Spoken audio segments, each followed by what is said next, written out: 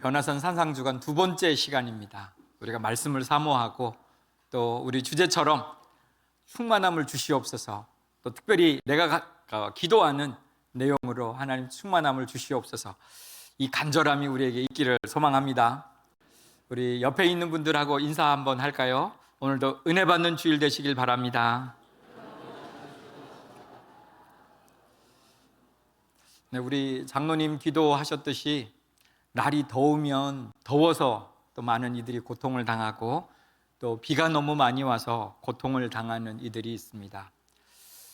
그들 가운데 이 시 한 편을 들려드리면 어떨까 싶습니다. 파주 출생의 최정신이라고 하는 시인이 지은 그늘이라고 하는 시입니다. 지난날 그 안에서 안식인 적 있었다. 익숙하지 않는 것들로의 편입을 시도하려 할 때 두려움과 낯설음에 도피처였던 어머니의 블랙홀은 아늑하였다. 나를 키워낸 그늘을 바람 속으로 날려버린 후 미더운 배경이 거두어진 허허로움은 긴 시간으로도 아물지 않는 통증이었다. 한 자락의 그늘이 우리를 찾아오는, 또 이 나라 가운데 위로해 주시는 귀한 은혜가 있기를 소망합니다. 우리가 한 자락의 그늘만 있어도요, 어머님의 품처럼 아늑하고 안전한 안식처이자 도피처였다라고 시인은 노래합니다. 근데 우리가 그렇게 있고 싶어 했던 그 그늘은 사실은 한시적인 거죠. 오늘 이제 저희들이 시편 36편에 있는 말씀을 통해 가지고 진정한 그늘을 발견하는 그런 귀한 은혜가 있기를 간절히 소망합니다. 지난번 말씀 기억하십니까? 1절과 4절의 말씀을 통해서 특별히 이 세상의 모습을 바로 직시해야 된다, 이런 말씀을 드렸어요. 하나님을 두려워하지 않는 세상, 죄를 죄로 여기지 않는 교만함이 가득한 세상, 자신의 욕망과 이익이라면 남을 속여서라도 그 이익을 쟁취하는 그런 무서운 세상, 심지어 잠자리에 들어서라도 악한 일을 궁리하는 이들로 가득 찬 세상, 이 세상이 바로 지금 오늘 우리가 살고 있는 세상이다 라고 다윗은 우리들에게 말했습니다. 그래서 다윗은 얼마나 큰 고통을 그가 겪었습니까? 정말 자기는 무고한데 사울에게 시기를 받아서 쫓겨다녔고, 또 자신을 도와주었던 그 애꿎은 놉당의 제사장들은 무참히 죽임을 당하고 가족들도 뿔뿔이 흩어져서 사울에게 쫓김을 받아야 했던 그 시기, 심지어 자기가 아들이 자기를 향해서 반역의 깃발을 들고 고통 중에 있을 때에 그 고통을 더하는 비수를 그 덩어리에 꽂았던 수많은 사람들의 고통들의 이야기, 오늘 이것이 바로 다윗이 겪었던 그 삶의 내용이다라고 하는 거죠. 다윗은 사실 상상할 수 없는 그런 고난 가운데 살았던 이입니다. 그런데 오늘 우리에게 이 시를 통해 가지고 희망을 주고 있어요. 이렇게 고통스러운 세상은 보통 이렇게 살아낼 수 없다, 우리는 절망할 수밖에 없다, 그리고 우리들은 넘어질 수밖에 없다. 어떤 면에서 세상은 우리를 받아들이라고 그래요. 그 고통을 받아들이고 절망하라고 얘기하는 것이 어떤 면에서 세상인지 모르겠습니다. 그런데 이런 모든 고통을, 그리고 절망을, 그런 환경을 끌어안고서 그는 이렇게 노래를 합니다.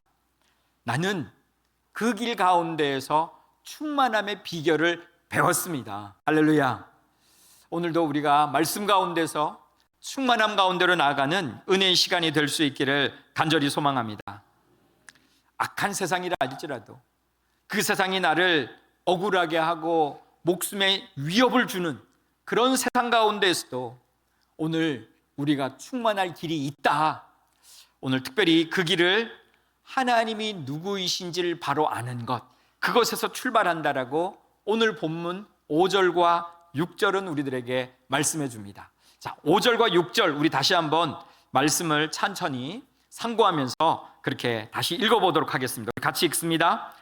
여호와여, 주의 인자하심이 하늘에 있고 주의 진실하심이 공중에 사무쳤으며 주의 의는 하나님의 산들과 같고 주의 심판은 큰 바다와 같으니이다. 여호와여, 주는 사람과 짐승을 구하여 주시나이다. 아멘, 아멘. 이제 이 다윗이 발견한 하나님이 누구이신지 하는 것을 오늘 본문 가운데서 조금 더 살펴보도록 하겠습니다. 5절에 그는 하나님을 이렇게 노래합니다. 주의 인자하심이 하늘에 있다, 이렇게 말합니다. 여기서 말하고 있는 인자라고 하는 히브리 단어는요, 우리가 잘 알고 있는 헤세드입니다. 헤세드는 단순히 친절함이나 자비로움을 넘어서는 거예요. 언약에 기초한 겁니다. 하나님과 우리 사이의 약속에 기초해서 흔들리지 않는 사랑, 변치 않는 충성된 사랑, 그리고 신실하신 하나님의 모습을 헤세드를 통해서 보여줍니다.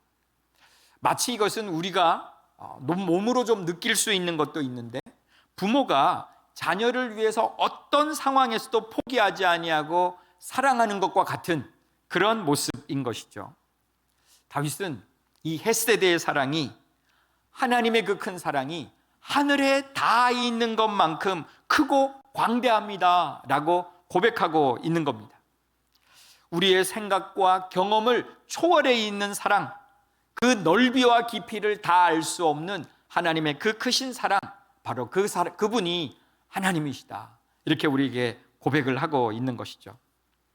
계속해서 이제 말씀은 주의 진실하심이 공중에 사무쳤다라고 말합니다. 여기에서 진실이라고 하는 단어는요, 에무나라고 하는 히브리어입니다. 에무나는 신실함, 견고함, 그리고 믿을 수 있음을 말하고 있는 거예요. 흔들리지 않는 약속, 그래서 그분은 변함이 없는 속성을 가지고 있는 분, 바로 그분이 우리의 하나님이시다 소개하고 있는 거죠. 우리가 얼마든지 그 두 발을 딛고 서서 하나님께 받은 이 생애를 살아갈 수 있는 넉넉한 하나님의 붙잡힌 바가 되어진 사랑, 바로 그 진실하십니다. 이렇게 표현해 보면 어떨까 싶습니다. 우리가 지금 콘크리트 바닥을 하고 있을 때 우리의 두 발을 거기다가 탁 넣어서, 그리고 기초를 이 단단한 콘크리트 위에 두고 살아간다면 오늘 어떤 비바람이 불어도 흔들리지 않고 넘어지지 않는 그런 사랑 가운데 살 수 있다. 하나님이 바로 우리의 든든한 기초가 되어주시고, 그리고 우리를 붙잡은 이가 되시고, 그래서 하나님이 변치 아니하게 우리를 붙잡아 주시는 은혜가 있는 줄로 믿습니다. 이 은혜를 엘리사는요, 그렇게 바라본 것 같아요. 자기가 지금 도단성에 있었는데 그때 아람의 군대가 와가지고 자기를 둘러쌌습니다. 군사도 없고, 그리고 이 성도 허술한데 자기를 지킬 수 있는 아무것도 없잖아요. 주변에 있는 사람들은 떨고 있는데 엘리사는 떨지 않습니다. 왜냐하면 하나님의 신실하심을 보았기 때문입니다. 영적으로 보니까 하나님께서 불말과 불병거를 보내시고 천사를 보내셔서 그 아람의 군대보다 더 많은 숫자로 그를 지키시고 보호하여 주시는 은혜가 있는 것을 보게 된 것이죠. 흔들리지 않습니다. 오늘 우리에게 이런 영적인 눈이 뜨이는 귀한 은혜가 있기를 간절히 소망합니다. 6절로 가보면 이렇게 돼 있어요. 주의 의는 하나님의 산들과 같다 그랬습니다. 의라고 하는 단어는요, 체데크라는 단어인데 이것은 공의로움, 올바름, 정의, 이것을 나타내는 거예요. 하나님의 이 의로우심은 결코 변하지 않는 산과 같습니다. 어떤 타협과 편견도 없습니다. 항상 옳게 공정하게 행하시는 하나님의 성품입니다. 우리가 이제 흔들리는 것은 뭐냐면 세상의 기준과 잣대가 계속 흔들리는 거예요. 어떤 때는 이게 맞는 것 같다가 어떤 때는 저게 맞다고 이야기하니까 우리가 혼란스러운 거거든요. 근데 하나님은 그 잣대가 흔들리지 않습니다.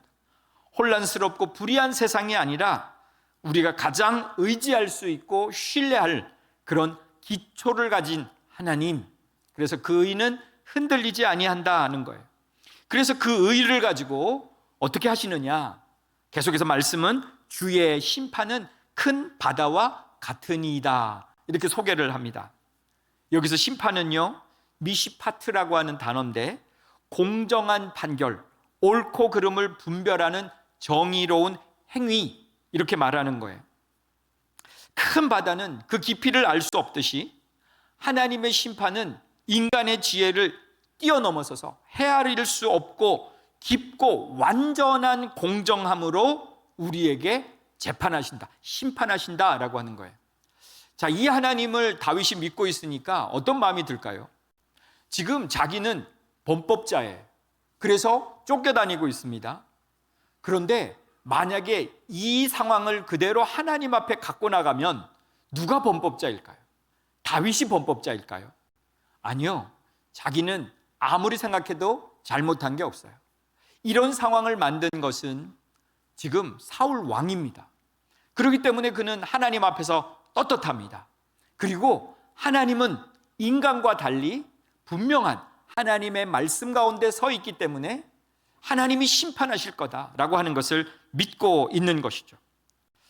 하나님의 공정을 기대할 수 있는 거예요. 그래서 억울하지 않습니다. 이건 반드시 하나님이 해결하실 거다. 할렐루야. 오늘 우리들에게 억울함이 있을 때 이렇게 하나님을 바라볼 수 있는 눈이 열릴 수 있기를 간절히 소망합니다. 그래서 그는 6절 하반절에 이렇게 얘기를 합니다.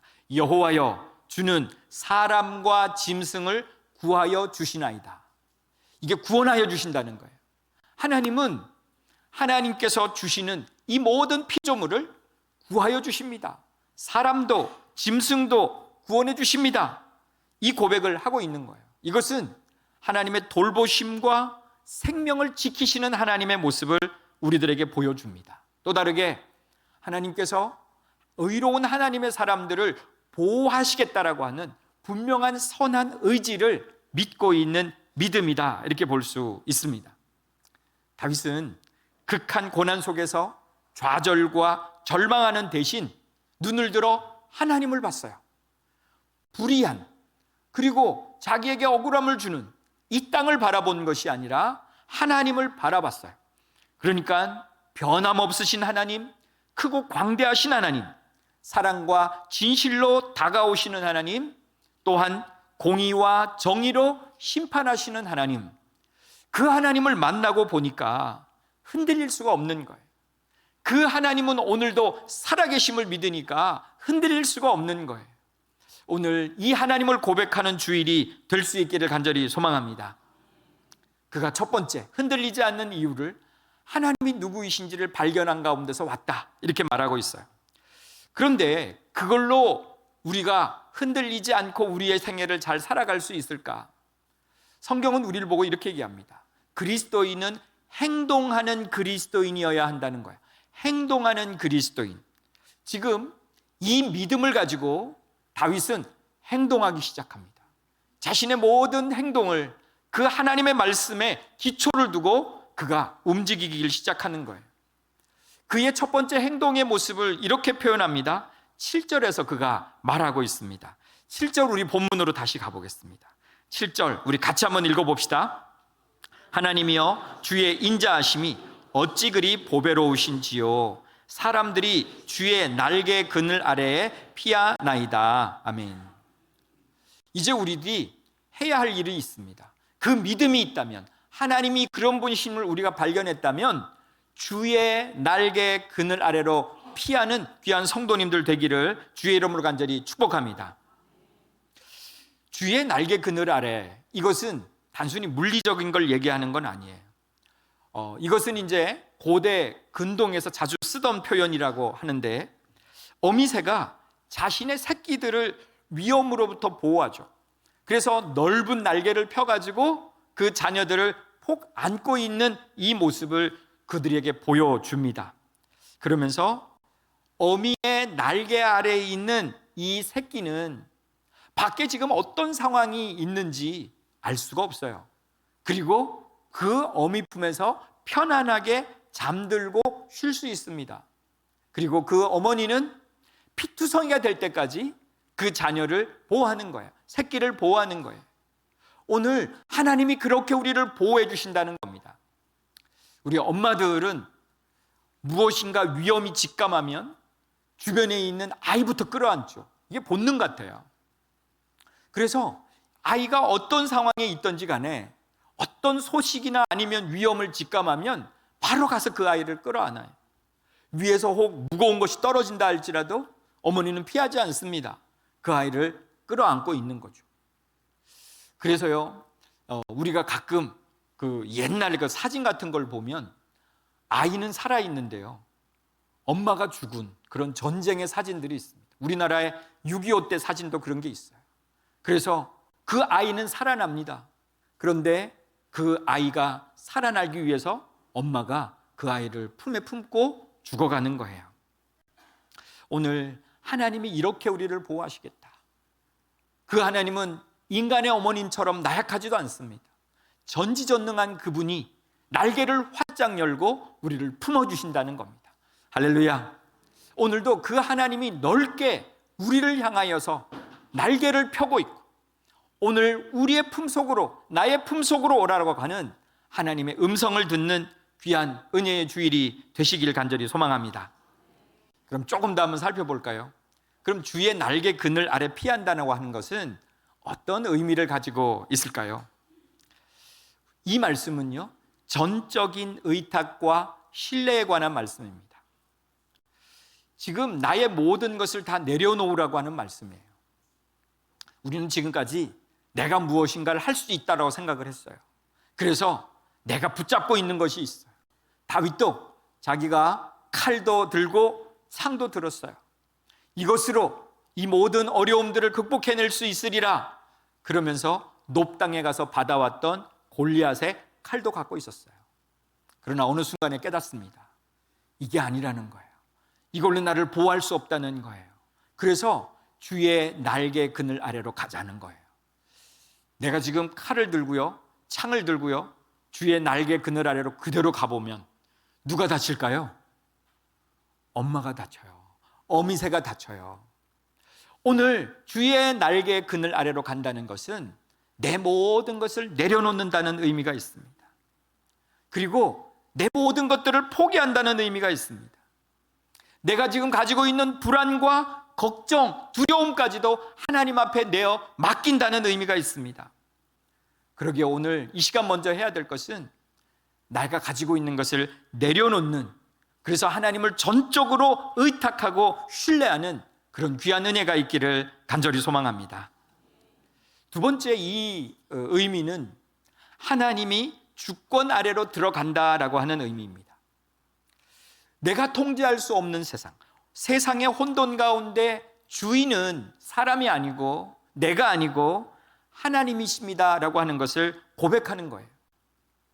이 시는 다윗이 왕이 되었을 때 내가 모든 것들을 통제할 수 있는 게 아닙니다.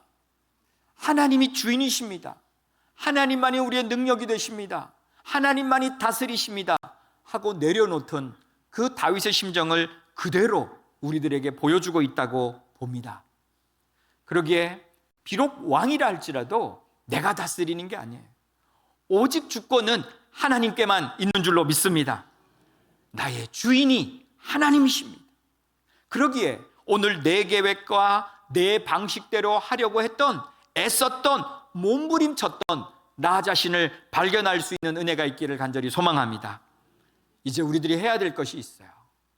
주의 날개 그늘 아래로 간다는 것은 내가 해결하려고 했던, 내 방식대로 하려고 했던 모든 것들을 내려놓고 하나님의 지혜와 하나님의 능력을 구하는 겁니다.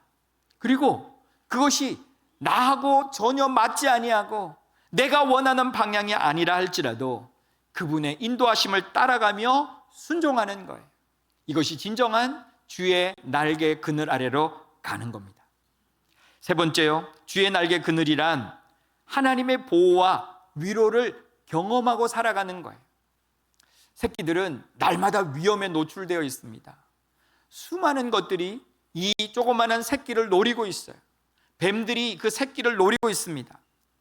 그런데 오늘도 엄마가 나를 보호해 주셨어. 뱀이 찾아올 때 엄마는 목숨을 걸고 그 뱀을 내쫓아 주신 거예요. 그러면서 오늘도 우리 엄마가 나를 보호해 주셨어. 인도해 주셨어. 날마다 깨달아가는 것이 진정한 주의 날개 그늘 아래 있는 겁니다. 우리들이 여름을 지나면서도 마찬가지예요. 뜨거우면 뜨거운 대로, 비가 오면 비가 오는 대로 우리들은 늘 위험에 노출되어 있습니다. 그런 여러 가지 폭풍우를 만나는 삶에 몰아닥치는 고난과 시련 가운데서 하나님이 우리를 보호하시고 위로하시고 다시 일어설 수 있는 힘을 주시는 임을 우리가 날마다 고백하는 은혜가 있기를 간절히 소망합니다. 여러분들이 하루하루 살아가는 삶 가운데 그 하나님의 보호하심이 느껴지십니까? 오늘 하루를 다 지나고 난 다음에 하나님 감사합니다, 오늘도 하나님이 날개 그늘 아래 품어주셨습니다 라고 하는 고백이 여러분에게 있습니까? 오늘 그렇게 살아갈 때에 진정으로 그 하나님의 품에 안겨서 오늘 우리에게 주시는 하나님의 은혜를 경험하는 삶을 살게 될 줄로 믿습니다. 자, 이제 오늘 우리가 이제 이 말씀을 보면서 또 한 가지 생각할 게 있어요. 그러면 이 다윗은 과연 이 고백을 어떻게 했을까라고 하는 거예요. 입으로만 했을까라고 하는 거죠. 누구든지 시는 지을 수 있어요. 누구든지 말은 할 수 있어요. 근사한 말을 할 수 있어요. 문제는 이것을 진정으로 내 삶 가운데에서 증명해 낼 수 있느냐, 이게 문제인 거죠. 다윗의 경험으로 다시 우리 한번 돌아가 보겠습니다. 주의 날개 그늘 아래 피하겠습니다. 그가 고백했는데 그 삶의 증거들을 우리가 어디서 찾을 수 있는가? 뭐 여러 가지 삶에서 찾을 수 있을 겁니다만은 오늘 저는 두 가지의 사건만 이야기를 한번 해보겠습니다. 이 다윗에게 결정적인 두 번의 기회가 있었어요. 사울이 자기를 잡으려고 찾아왔을 때 하나님께서 기회를 주셨는데 사울을 죽일 수 있는 기회를 주신 겁니다. 한 번은 사무엘상 24장에 있어요. 엔게디 광야에 숨어 있을 때예요. 여러분들이 이스라엘을 가보시면 지금 엔게디 지역을 가보면 국립공원이 되어 있어요. 그래서 시내도 흐르고 그리고 울창한 산림 가운데서 여러분이 엔게디를 볼 수 있습니다. 그리고 그 주변에 보면은 많은 굴들이 있어요. 그는 지금 엔게디 지역으로 도망을 갔습니다. 그리고 그 수많은 굴들 중에 깊숙하게 그가 한 굴에 들어가서 숨어 있는 겁니다. 사울 왕이 찾아내면 어떡하나 마음 졸이면서요. 사울이 군대를 이끌고 왔습니다. 그곳에 이르렀습니다. 그런데 그가 배가 아파요. 그래가지고 그가 볼일을 보기 위해 가지고 한 굴을 찾아갑니다. 그리고 그가 그곳에서 자신의 문제를 해결하는 거예요. 근데 우리가 굴에 들어가 있을 때를 생각해 보면 굴에 들어가는 사람은 아무것도 안 보여요. 깜깜해서. 근데 굴 안에 오랫동안 머문 사람은 저 밖에 보이는 것들이 다 환하게 보입니다. 한 사람이 들어왔어요. 큰일 났다 싶었는데 아니나 다를까 그 사람이 사울입니다. 그래서 그 굴 깊숙하게 있던 사람들이 서로 알게 됐어요. 저 사람이 사울이라는 것을. 그리고 난 다음에 눈짓 발짓으로 작은 소리로 서로 이야기했겠죠. 그러면서 다윗에게 이야기합니다. 저로의 찬스를 하나님이 주셨습니다. 저를 죽이자 말이죠. 저를 오늘 하나님이 우리에게 주시는 대로 저를 죽이자, 이렇게 서로 이야기를 합니다.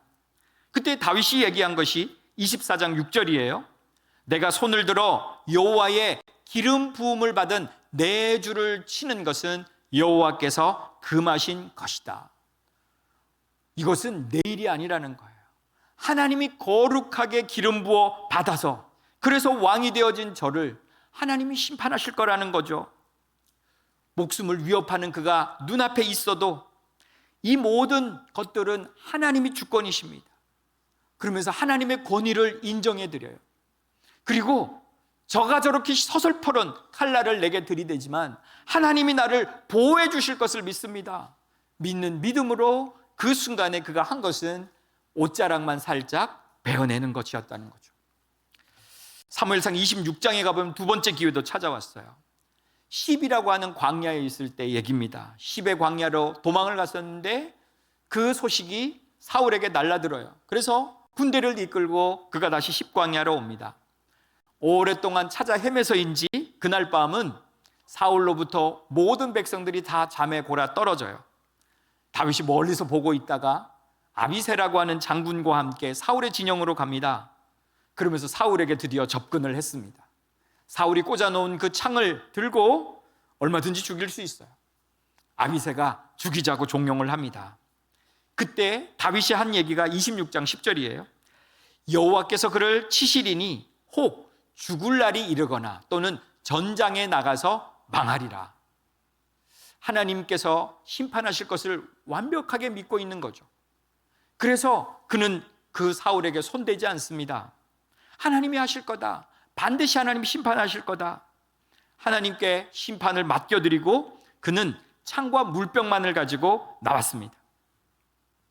만약 그가 하나님의 주의 날개 그늘 아래 피하여 있지 못했다면 보통 사람들처럼 복수로 들끓어서 그를 죽이고 말았을 겁니다. 내 생명을 보호하기 위해서 어쩔 수 없었다라고 이야기했을지도 모릅니다. 그런데요, 그는 자기 목숨은 하나님이 보호하시고 저 사울은 하나님이 심판하실 것을 믿었습니다. 하나님이 누구이신가를 분명하게 그가 알았기에 그는 주의 날개 그늘 아래 피하였기에 거기에서 두려워하지 아니하고 평안함을 얻을 수 있었고 모든 것들을 하나님께 맡길 수 있었습니다. 그러기에 그는 이스라엘의 왕이 되고 이스라엘의 가장 위대한 왕이 되어지고 또한 그는 하나님의 합한 자가 된 줄로 믿습니다. 사랑하는 성도 여러분, 오늘 나 자신의 상황은 어떻습니까? 나 자신의 상황을 돌아보면서요, 오늘 나의 상황 가운데서 나는 어찌해야 될까 한번 결정해 보시길 바랍니다. 사람들은 모두가 다 저마다의 십자가가 있어요. 다 좋은 게 아닙니다. 어떤 이는 이런 십자가를 지고 있고요, 어떤 이는 저런 십자가를 지고 삶의 무게를 견디고 있습니다. 누구나 다 그런 삶이 있는 거예요. 오늘 이 자리에 이런 분이 계실 수도 있어요. 경제적인 어려움 가운데서 물가는 계속해서 솟아가고 그리고 직장은 지금 위태롭고 그래서 내일의 끼니조차도 걱정해야 하는, 아니면 내가 노년에 뭐 먹고 살지 이렇게 걱정하는 분이 계실 수도 있겠다 생각이 듭니다. 취업의 문이 너무 좁아요. 미래가 불투명합니다. 자녀를 위해 걱정도 많이 되어지고 또 청년들은 내 앞길의 미래가 너무 불투명해서 좌절하기도 합니다. 어떤 분들은 가정을 좀 지켜보려고 애를 쓰고 있는데 고군분투하는데 마음과는 점점점 그렇게 달리 오해들도 쌓이고 가족들의 사이가 점점 멀어져가는, 그것 때문에 괴로워하는 이들이 있을 수도 있겠다 생각이 듭니다. 어떤 분은 병마와 싸우고 있죠. 육체적인 고통이 찾아오고요, 이것이 나중에는 정신적인 아픔으로, 고통으로, 병으로 지쳐가는 이들이 있을 것입니다. 불의한 상황 가운데에서 억울한 일을 당했어요. 사기를 당했어요. 그러면서 내가 목소리조차도 내지 못하고 가슴앓이 하면서 하룻밤을 지새는 분도 계실 겁니다. 어떤 이는 관계의 단절로 아파하는 이들이 있을 겁니다. 깊은 상처가 났어요. 그래서 마음의 상처를 내가 마음을 도리어 닫아버리는 것으로, 그래서 점점점 고립화되어져서 나중에 나 혼자의 동굴에 살고 계시는 분이 혹 계실 수도 있겠다 생각이 듭니다. 이 문제들을 우리가 어떻게 해결해 가야 될까요? 오늘 나의 문제 가운데에서 하나님을 바라보는 영적인 눈이 열리기를 주의 이름으로 간절히 축복합니다. 그리고 여러분들이 주님의 도우심 가운데서, 그 하나님을 신뢰함 가운데서 일어나서 나를 향하여서 날개를 활짝 펴고 오라고 말씀하시는 그 주님의 날개 그늘 아래로 달려가는 시간이 되기를 주의 이름으로 간절히 축복합니다. 내 힘으로, 내 지혜로 감당할 수 있는 어려움이 아닙니다. 인간적인 방법으로 내가 이것저것을 해보면 상처는 더 깊어요. 문제는 더 꼬여갑니다. 그러기에 오늘 이 모든 것들을 이제 오늘 이 자리에서 내려놓고 하나님만이 주인이시고 문제의 해결자이십니다. 고백하는 시간이 되기를 소망합니다. 지금은 은퇴하셨지만요, 미국의 아주 유명한 목사님이자 작가였던 우리 닉 워렌 목사님이 계세요. 그분의 명저, 목적이 이끄는 삶, 오래전 나온 책이죠. 제가 이 책 너무 좋아하는데요, 거기에 이런 아주 중요한 글귀가 하나 새겨져 있어요. 하나님은 우리가 모든 답을 알기를 바라지 않으신다. 다만 그분을 신뢰하기를 원하신다. 우리들이 지금 실수하고 있는 게 있어요. 답을 찾으려고, 해결하려고 내가 뛰어다닌 거예요. 하나님이 그걸 원하시는 게 아닙니다. 오늘 이 시간 주님이 우리에게 말씀하시는 것은 나를 신뢰하느냐 묻고 계시는 겁니다. 오늘 진정으로 그 하나님을 신뢰하고 그분의 품으로 달려가는 은혜가 있기를 간절히 소망합니다. 노벨 평화상 수상자기도 하고 남아프리카 공화국의 인권운동가로도 활약했던 분이 있어요. 인권운동가로 활약하면서 그분은 오랫동안 감옥에 있었습니다. 그러다가 나중에 대통령까지 되었어요. 누구죠? 넬슨 만델라이죠. 그분이 자기의 자서전에 이런 얘기를 남겼습니다. 가장 큰 영광은 결코 넘어지지 않는 데 있는 것이 아니라 넘어질 때마다 일어서는 데 있다. 여러분 어떻습니까? 여러분들이 혹 어려움 가운데 무릎 꿇고 있지는 않습니까? 넘어져 있지는 않습니까? 좌절 가운데 있지는 않습니까? 다시 오늘의 말씀을 부여잡고 일어날 수 있는 귀한 은혜가 있기를 간절히 소망합니다. 지난번 한 가정에 어떤 어머니가 들려주신 말씀 가운데요, 그 간증해 주신 내용 가운데요, 그가 남편을 뜻밖의 사고로 잃고 난 다음에 절망했대요. 그러면서 어떻게 살까? 이 자녀들하고 어떻게 살아갈 수 있을까? 절망하고 있다가 이 구절을 읽었답니다. 시편 36편 7절의 말씀. 주의 날개 그늘 아래로 피하나이다. 길이 있구나, 길이 있구나. 그 어머니가 이 말씀을 부여잡고 일어났다는 겁니다. 그러면서 그 자녀들을 훌륭하게 키워내고 그리고 하나님의 자녀답게 자신의 인생을 살았노라고 간증하는 간증을 들었습니다. 여러분에게도 이 은혜가 있기를 간절히 소망합니다. 우리는 넘어지고 그래서 그 자리에 머무를 수 없는 자들입니다. 하나님께서 우리들에게 오늘도 부여잡고 일으켜 주시고 위로해 주시는 하나님이 계시지 않습니까? 그런데 그 하나님을 외면하고 우리들은 혹 다른 것에 여러분들이 의지하고 있는 것은 아닙니까?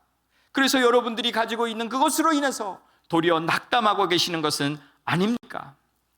이 어려운 시기, 나에게 주어진 여러 가지 어려움들, 우리는 주님의 날개 그늘 아래로 피하여서 충만함을 힘입고 나아갈 수 있기를 주의 이름으로 간절히 축복합니다. 절망적인 상황 가운데서도 능력의 하나님, 무한하신 하나님, 그 하나님을 바라봅시다. 우리는 홀로가 아닙니다. 나 혼자 있는 게 아닙니다. 여러분이 광야 속에 혼자 있는 게 아닙니다. 하나님이 함께 계시는 줄로 믿습니다.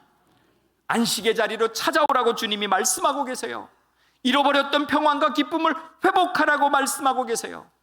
오늘도 하나님이 나를 늘 지키겠다고 말씀하고 계세요. 극한의 고난 속에서도 노래를 부를 수 있다고, 그 속에서 주의 날개 그늘 아래로 피하여 노래를 부를 수 있다고 다윗은 우리들에게 그의 삶을 증명해 줍니다. 여러분이 가지고 있는 무거운 짐 다 내려놓고 오늘 이 시간 주님의 날개 그늘 아래로 피하시지 않으시겠습니까? 거기서 소망을 발견하고 힘있게 한번 주님과 함께 살아보기를 원하시지 않습니까? 정말 하나님께 오늘 결단으로 나아가서 하나님이 주시는 은혜와 평강 가운데서 새로운 삶의 소망을 안고 삶의 주님과 함께 예수로 충만한, 주님의 이름으로 충만한 여러분이 되시기를 주님의 이름으로 간절히 축복합니다. 이 시간 우리